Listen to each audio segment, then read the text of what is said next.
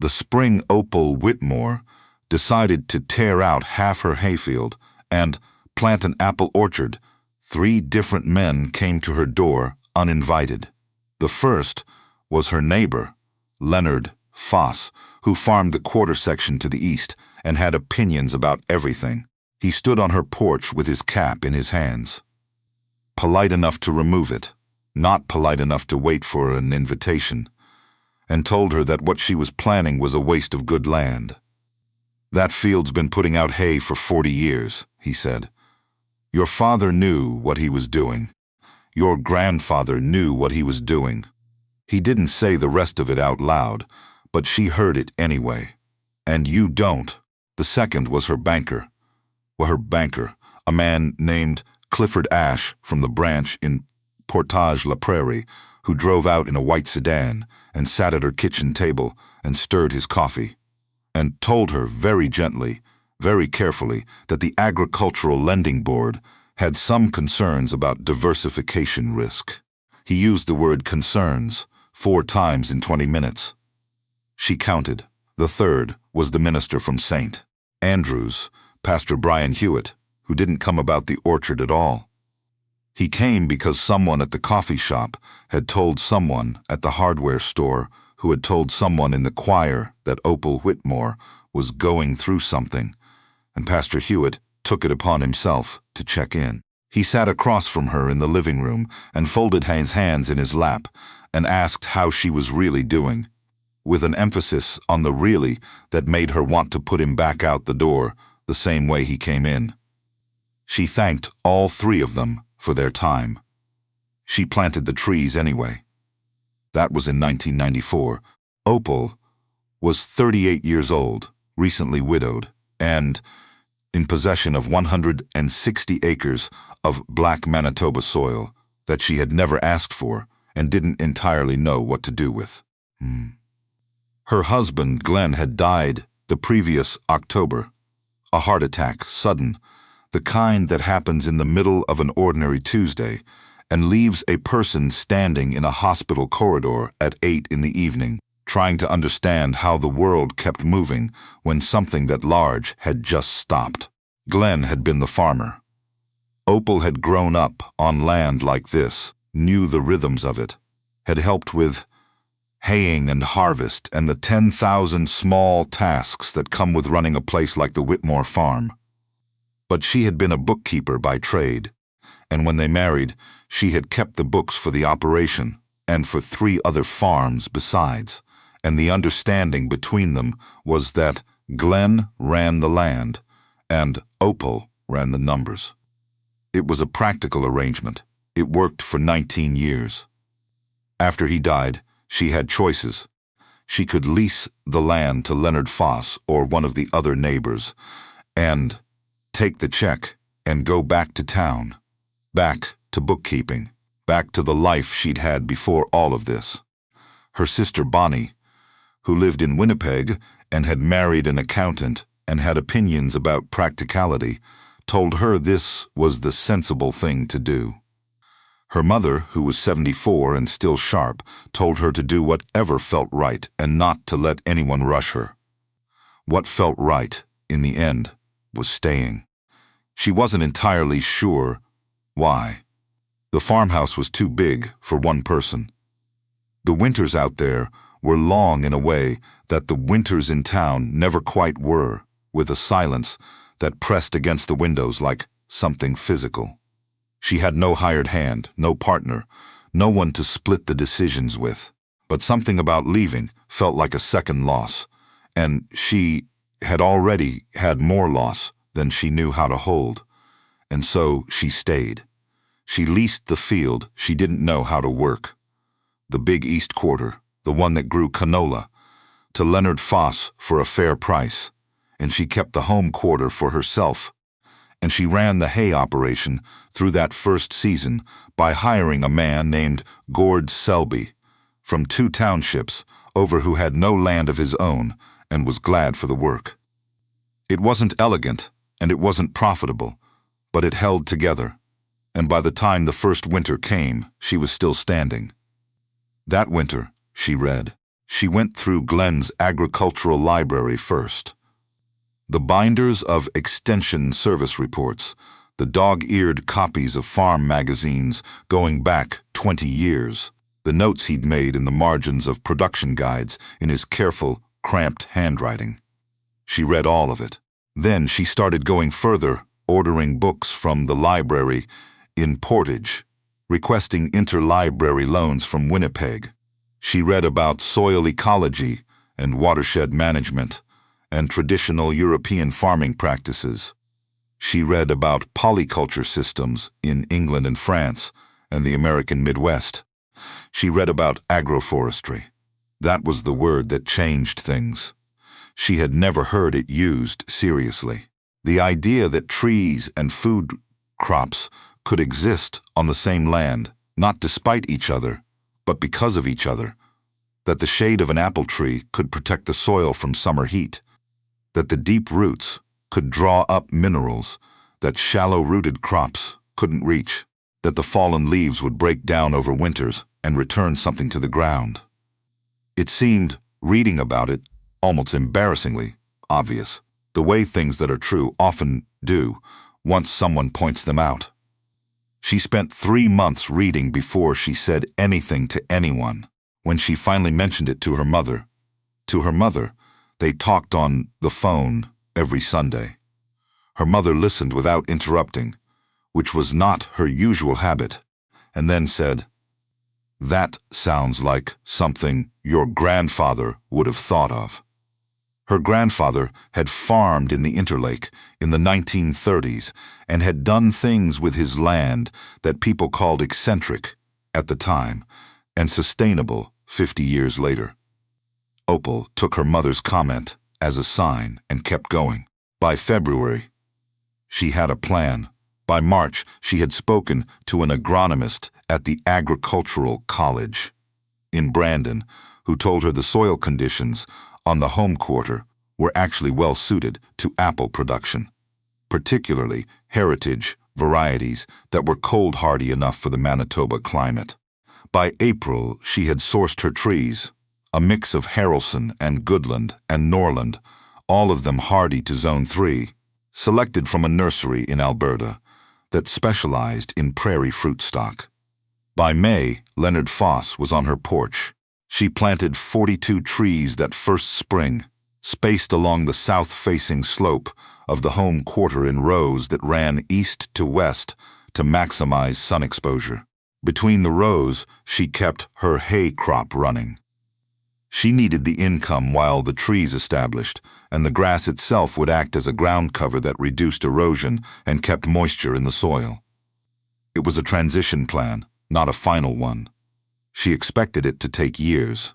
What she didn't expect was how quickly the talk would spread. By the second week of planting, when the small bare root trees were going in with the help of Gord Selby and a rented auger, people were already stopping on the road to look. Farmers drove slowly past. She could see them watching from the road. She waved when she noticed, which wasn't always well received. At the coffee shop in town, she heard this from Karen Petrick, who worked at the credit union and told her everything. The consensus among the regulars was that Opal had been struggling since Glen passed, and this was one of those grief projects. The phrasing stuck with her, partly because it was condescending and partly because it wasn't entirely wrong. She was grieving. She was also planting trees.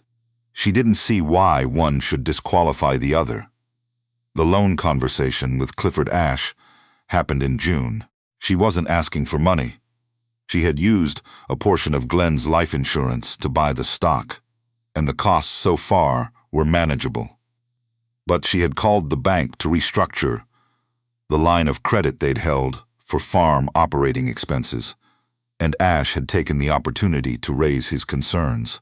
He used a phrase she would remember for a long time: non-traditional land use. Said it the way you'd say, out of bounds. She thanked him for his input and restructured the line of credit through a different lender. Pastor Hewitt she saw the following Sunday at church, and he asked after her in the receiving line with the same significant emphasis, and she told him she was doing very well, thank you, and went home and spent the afternoon putting in a second row of trees. The first 3 years were unglamorous. The trees grew slowly, which is the nature of trees and cannot be argued with. In the first year, they were barely knee-high, fragile-looking things that seemed improbable against the scale of the landscape. She staked them against the wind.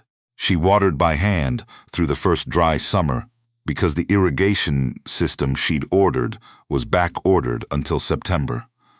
She lost 4 trees to a late frost in the second May. They were the ones she'd planted in the low corner of the field, where cold air pooled, and replaced them all. Gord Selby helped with the heavy work, but Opal did most of it herself. She learned things the hard way and then the right way. She learned about mound planting and root zone protection and the importance of not fertilizing too aggressively in early years, which could push leafy growth at the expense of root establishment. She learned to read the trees, which sounds like a romantic thing to say, but is actually just a matter of paying close enough attention for long enough. Her hands changed. They got rougher, stronger, quicker to know what they were doing. She noticed this the way you notice things when you're living, alone, in the small private moments, making tea in the morning, looking down at yourself without anyone else's eyes in the room. The hay operation broke even in year 1 and turned a small profit in years 2 and 3. It was not enough to live on comfortably without careful management. But it was enough. She was careful. She was good with numbers. That helped. The neighbors continued to watch. Leonard Foss, to his credit, eventually stopped commenting directly. She suspected he had decided she would fail on her own without any assistance from him, and had settled in to wait. The woman who ran the local agricultural society, a brisk and efficient person named Helen Cranshaw, stopped Opal in the parking lot of the co-op in year 2 and told her she'd been fielding questions about that experiment on the Whitmore place, and would Opal consider coming to speak at the next meeting. Opal said she'd think about it. She did not go. She was not ready to speak yet. She didn't have results. She had trees. In the 4th year, she began keeping detailed records. She had always kept records, out of habit and professional instinct, but in year 4, she became systematic about it in a way that she would later be glad of. She tracked soil samples from the same test points 3 times a year. She tracked grass yields from between the tree rows and compared them against the Hayfield's historical averages. She tracked rainfall and temperature and the dates of first bloom and last harvest. She photographed the trees every month on the same day. What she began to see, gradually and then unmistakably, was that the ground between the tree rows was changing. The grass in those sections was thicker and darker than the grass in the open field. The soil samples showed increasing organic matter, slowly, over years, but consistently. The earthworm count went up. She hired a soil ecologist from the university in Winnipeg to take independent samples in year 5, a woman named Dr. Faye Morant, who drove out in a university truck and spent 2 days walking the field, and at the end of it sat with Opal at the kitchen table and said, without particular drama, "Whatever you're doing, it's working." The trees themselves began producing in year 6, not abundantly. A new apple tree is not a generous creature in its early years, but enough. Enough to know the varieties were suited to the site. Enough to taste what she'd planted. Enough to begin thinking seriously about markets. She sold her first apples at the farmer's market in Portage in the fall of year 6, 60 pounds of Haralson, crisp and tart, priced higher than the Ontario imports because she could defend the price and she intended to. She sold out in 2 hours. The following week, she brought 120 pounds and sold out again. She did not call anyone to tell them this. She just went home and made a note in the records. By year 8, the orchard was producing seriously. She had expanded to 67 trees by then, adding a second planting in year 4 on the north section of the home quarter, where the slope gave good drainage. She had added 2 varieties, Z-Star and a Heritage Quebec cultivar called Famous, that she had tracked down through a heritage seed network, and which produced a small, intensely flavored apple that turned out to be exactly what the restaurant buyers in Winnipeg were looking for. She had 3 restaurant accounts by year 8. She had a standing order from a specialty grocery in Brandon that wanted heritage varieties no one else could supply. The hay operation had evolved too. The sections between the tree rows now produced a fine-bladed grass that was softer and more palatable than conventional timothy, owing to the soil improvements underneath, and a riding stable outside of Portage had approached her about a long-term supply contract. She signed it. She had also, by this point, done the thing she had been most reluctant to do. She had spoken publicly. Helen Cranshaw from the Agricultural Society had asked again in year 5, and again in year 6, and in year 7, Opal had said yes. She stood in front of 43 farmers in the community hall on a February evening and walked them through her records. She didn't tell them what to do. She showed them the numbers and the soil samples and the photographs and the market contracts and let them draw their own conclusions. She answered questions for 40 minutes afterward. There were people in that room who had been among the most vocal skeptics in year 1. She recognized their faces. She didn't say anything about that. She answered every question carefully and honestly, including the ones she didn't know the answers to. And she said so when she didn't. At the end of the evening, Leonard Foss, who had come and sat in the back row without telling her he was coming, found her by the coat rack and said, in his particular way, "I didn't think it would work," she said. "I know." He nodded. He put his cap on. He left. She considered that a form of apology, and she accepted it. In year 9, she got an offer. It came from a land development company based in Winnipeg that had been buying up agricultural land in the area and consolidating it. They sent a representative, a young man named Christopher Dahl, who was very polished and very pleasant, and sat at her kitchen table in the same chair where Clifford Ash had sat 15 years earlier, and offered her a price that was, he explained, 23% above the current assessed value of the property. She poured him coffee and let him finish his pitch. Then she asked him, "What would you do with it?" He said they would likely continue the agricultural use, potentially transition to commercial crop production, maximize the productive yield of the land. He said, maximize the productive yield, the way some people say grace before a meal, automatically, without thinking about it. She told him she wasn't interested in selling. He came back 6 months later with a higher offer. She said the same thing. He came back once more after that, and she told him, pleasantly, that she didn't expect her answer to change and that she'd appreciate not being contacted again. He thanked her for her time and drove back to Winnipeg, and that was the end of it. She heard later, through Karen at the credit union, who heard it from someone at the real estate office, that the development company had characterized the property as a difficult acquisition and moved on to other targets. She also heard that Christopher Dahl had gone back and told colleagues she was sitting on something interesting out there. She took that as the truest compliment any of them had paid her. The spring of year 10, she hired on a second full-time hand, a young woman named Britta, 26 years old, who had graduated from the Agricultural College in Brandon and who had applied for the position with a letter that mentioned, in passing, that she'd heard about the Whitmore operation from Dr. Morant and had been thinking about it since her second year of school. Opal read that letter twice. She hired Britta before she'd finished interviewing anyone else.